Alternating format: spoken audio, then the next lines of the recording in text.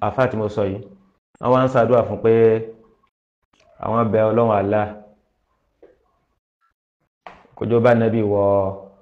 àlìjánà. èyí gangan ló wá bí mi nú. bá nàbí wọ àlìjánà báwo? Allah subhanahu wa ta'ala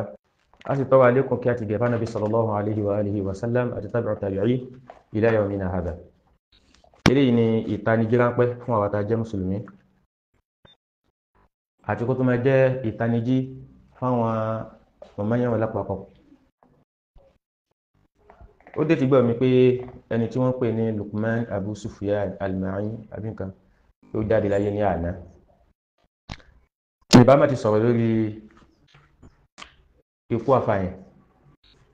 àmọ́ tó fẹ́ gbé mi sọ̀rọ̀ òun ni kọ́mẹ́ǹtì tí ìkànnì àwọn tí wọ́n ń ṣàdúrà fún tí wọ́n sọ kó bá máa jẹ́ ìkìlọ̀ àti ìpenisákìyèsí lórí pé ǹjẹ́ ni tó bá kú báyìí kí ni àbọ̀dé rẹ̀ lọ́dọ̀ Allah subhanahu wa ta'ala, kí ni ó máa jẹ́ èrè jẹ́ rẹ̀ àtẹ̀sán rẹ̀ lálìkìyàmá. afáàtà ń sọ yìí ó ṣe ọ́díò ní àárọ̀ àná,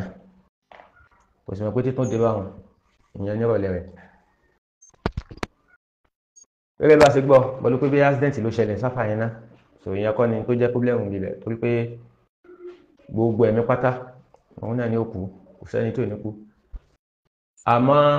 ọ̀nà tí kálukú gbà kú òun ló yàtọ̀tọ̀. ẹni tí ó gbomi lọ, ẹni tí mọ́tò gbà, ẹni tí ó sùn tí ò ní jí mọ́, ẹni tí ilé ò wólù, àtàwọn àsìbáàbù míì tí èèyàn máa ń gbà jáde láyé. ibẹ̀ yẹn kọ́ ni tèmi ń lọ. ẹni yìí náà gbogbo àwọn mùsùlùmí náà la mọ̀ pé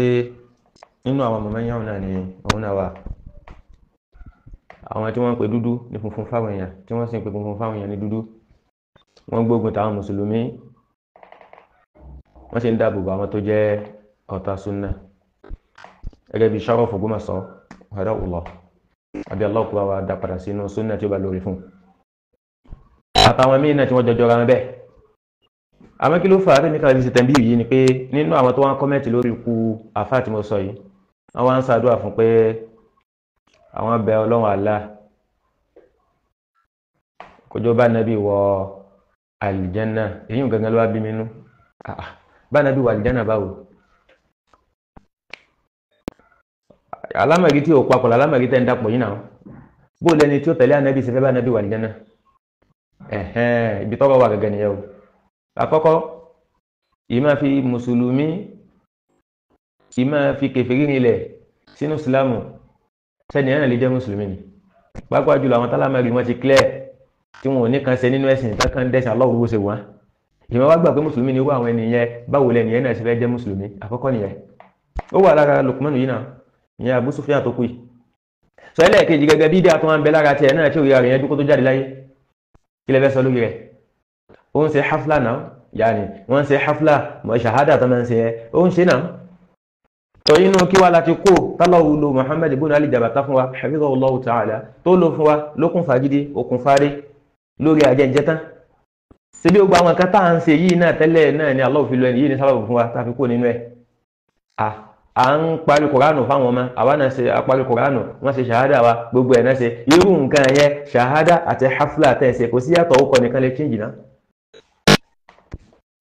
tó yẹ pé Kùránù náà parí tẹ̀sẹ̀ hafla wọn ni ṣàhádà táwọn Sufi ń ṣe náà ni. tó bá jọ pé ẹ̀yin ò ṣe yẹn, nǹkan tẹ̀yin ń ṣe ni pé ó yá ẹ̀ wọ́n parí ìdádi wọ́n fẹ́ bọ́ fanawi hafla àtàgbé kalẹ̀ yìí ṣàhádà náà ni. tọ́jú bá kí wọ́n parí fanawi tó ti parí ẹ̀kọ́ báyẹn tán yẹn báyẹn lẹ́sẹ̀ hafla wọn ṣàhádà táwọn Sufi ń ṣe náà ni, kò sí yàtọ̀ bẹ́ẹ̀. tọ́jú àwọn Sufi náà tó bá parí jùsọ̀ àmọ́ wọ́n pa díẹ̀ ọ̀yá ẹ̀rí rẹ̀ dà. tó bá tún parí ṣé tàbáràkà kọ́ ni àbí nǹkan wọ́n tún pa nǹkan wọ́n pẹ̀ràn. tó bá parí odidi Kùránù yányán ìgbà ni wọ́n á ṣe àkójáde gbogbo ẹ̀. hafla tẹ́yìn náà ṣe kò sí yàtọ̀. Luqman tá à ń sọ yà Abu Sufyan tó kú yìí ní wọ́n ń lọ síbẹ̀ ń ṣe wá síbẹ̀ kí lẹ fẹ́ sọ lórí rẹ̀. hafla gẹ́gẹ́ fún rẹ̀ bídíà kan ní lọ́tọ̀, tẹ̀yìn wá lọ síbẹ̀ náà ṣe wá sí níbi bẹ̀ bídíà mìíràn tó ni. gbogbo bídíà sì lélẹ́yà Ànábì sallallahu alaihi wa alihi wa sallam ó ti dájọ́ lórí rẹ̀ pé gbogbo ẹni dọ̀yàrá. ìwọ̀n bẹnu yín tí ò gba nǹkan yẹn wọlé tó náà gbà pa àlè ṣe hafla yẹn ó yá ogun olè wá gbé tí òun gẹ́gẹ́ fún rẹ̀ tó fi jáde láyé ṣe bẹ́ẹ̀ ń wò náà ni. nígbà tó bá wá dénú sàárì nísìnyí bí ó ṣe wá rí ìbéèrè yẹn dáhùn lọ́wọ́ àwọn màláíkà ṣe bá sì máa wú àmọ́ wò. tóbi tí wọ́n bí náà ni pé kí ló fi dójì sẹ́ta àárín sọ kí ló fi dá lóhùn ماذا أجابك المرسلين أما تعالى النبي محمد صلى الله عليه وآله وسلم الله في السنة نفره كيلو في دالو النبي سحفلا أبوك بسحفلا أبا صحابة لسي ألا تلي فما صحابة لويلة سنسيني ابن باس لسيني أبا الباني والله ما كوابي أبي شك وابي رحمهم الله قالوا سين كان ينينوا بينو بيدا تون غا كوسيني يتيو يا رينجو ẹ̀ẹ́dẹ̀lẹ́ sọ fún mi pé ó fi bèjáde owó pẹ̀lú rẹ̀ torí pé ó dá nǹkan tí ń jẹ́ òdodo mà òun gán pé pèsè pé káwọn èèyàn máa ṣe bídíà tó ń lẹ́sẹ̀ rọ́lù ẹ bá ní kó mẹ́rin hafla ìwá kí ló fẹ́ sọ ó dẹ̀ lọ síbẹ̀ lọ sí wá sí mo ní lọ́wọ́ ni o bí wọ́n sọ fún mi mo ní lọ́wọ́ fúnra mi ni sọ irú ẹni tó bá wá kú bá yẹn fún yẹn sọ pé kóhun àtànẹ́bì kí ọlọ́wọ́ àlá ó jẹ́ kóhun àtànẹ́bì kan jọ wà lìjẹ́ náà pọ̀ níbo náà ti fẹ́ jọ̀wọ́ iná àtìmọ́lẹ̀ ni wọn ò lè papọ̀ kò pọ́síbù òkùnkùn ní àtìmọ́lẹ̀ wọn ò lè papọ̀ lẹ́lẹ́ tó ní nísìn báyìí nísìn anábì sallallahu alaihi wasallam ó di sàlàyé tí ń jẹ́sìn fún wa tàbá lọ́wọ́ tíra yìí gbogbo bídíà òní kúfúrú bídíà tó náà dẹ̀ ṣe tó fi jáde láyé nìyẹn yóò wọn náà dẹ̀ ń gbógun ti súnà tó gbogbo tó bá ti lè jẹ́ ọmọ ẹlẹ́yìn sàráfà Ògbómọ̀ṣọ́ gbogbo wọn lọ́ta súnà pátápátá àfẹ́ntí ò bá mọ̀ kàdé sàráfà kó sí lókù tàbá wo tíra yìí náà nísìn káfíń lọ́wọ́ àfá yìí náà nísìn òun náà tó gbà gbogbo bídíà kúfúrú ni sọ̀rọ̀ pé tíra yìí ní أجوبة المسائل الثمان في السنة والبدعة والكفر والإيمان قال تسأل العلامة الشيخ محمد سلطان المعصومي المعصومي أروى له هنا هنا ده تبغى رسالة يره بعمر بيقول من الله رفع ينك بابك وتسألني كان كل جماعة معصوم أي فالنبي صلى الله عليه وسلم سبتون سليبوري جتيه fàmà kìí sọkọ tiẹ̀ gẹ́gẹ́ ilé inú àwọn ọkọ̀ ìdílé rẹ̀ wọ́n ní kìí ṣe ọkọ̀ tiẹ̀ gẹ́gẹ́ tó tiẹ̀ ọkọ̀ tiẹ̀ gẹ́gẹ́ ojú Muhammad lọ Muhammad òun ló kọ rẹ̀ tọ́ta bá wò ní síbáyìí nísìn kálọ̀ wò tíra yẹn so ká padà sójú ewé 31 bẹ́ẹ̀ afáyẹ sáré bí náà so ó lálẹ́ wọ́n yìí inna bani Isra'ila iftarat ala 72 milla wa saftaraku ummati ala 73 milla kulluhum fi an-nari illa wahida anabi ni jọ wọn pín sí 73 gbogbo ní wọn náà àyàfẹ́ ọ̀kan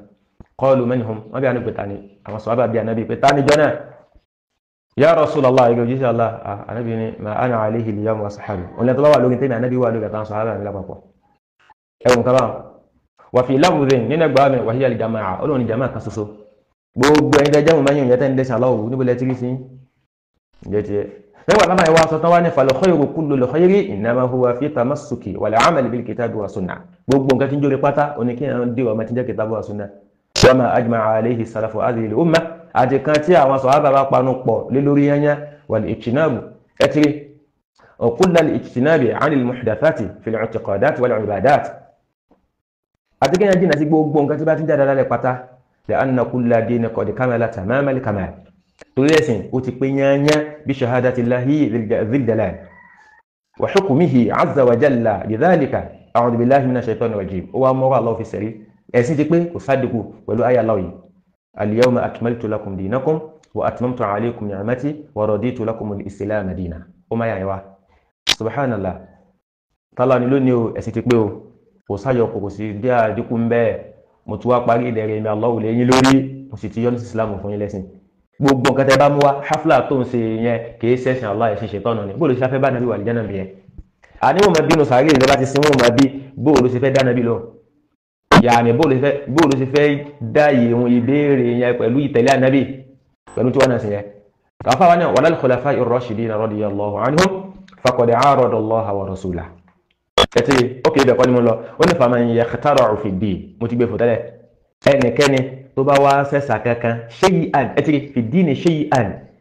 àti dàgbà kókéré ni àti dàgbà púpọ̀ ni àwọn fẹ́ máa ṣe hafla fẹ́ máa ṣe shahada gbogbo àwọn tó bá ti parí Kùránì àyíbẹ̀ kó ti parí ẹ̀kọ́ ẹ̀sìn tányányá afẹ́ máa kó wọn jáde gbogbo èèyàn pátá àyìn bá dà lọ́dọ̀ yín afáwa ni gbogbo tó bá sẹ́sà kankan nǹkan kan lam yakun fi asri nabi wala al-khulafa'i ar-rashidin radiyallahu anhum nǹkan yóò lẹ́gbẹ̀ẹ́ látọ̀dọ̀ ànábì kò sí lásìkò àwọn sàhábà lápapọ̀ faqad a'rada Allaha wa rasulahu wọ́n tó ti gúrúkú bí tálọ́wà ó ti gúrúkú bí ẹ̀sìn Allah ó ti gúrúkú bí ẹ̀sìn ànábì wa dhanna dinana qisar ó ti rò lọ́dọ̀ rẹ̀ pẹ́sìn sí kíni ẹ̀sìn dínkù faja'a bima yutammimuhu wa yukammiluhu ó ti wá mú wá pẹ̀lú hafla yẹn ó ti mú wá pẹ̀lú shahada yẹn àtàwọn kan mìíràn tó jẹ́ àbìdàn yáàtì kẹ́ ẹ máa ṣe wá síbi kọ́má kẹ́ ẹ máa ṣe kọ́má kẹ́ ẹ máa ta tẹ́ǹtì gbogbo àwọn rádàdà yẹn ẹtì ó ti wá mú wá pẹ̀lú kóun ló fẹ́ fi pín tí ń jẹ́ sí Allah kí la fa wa sọ afáni wa hadha kufrun wa dalalun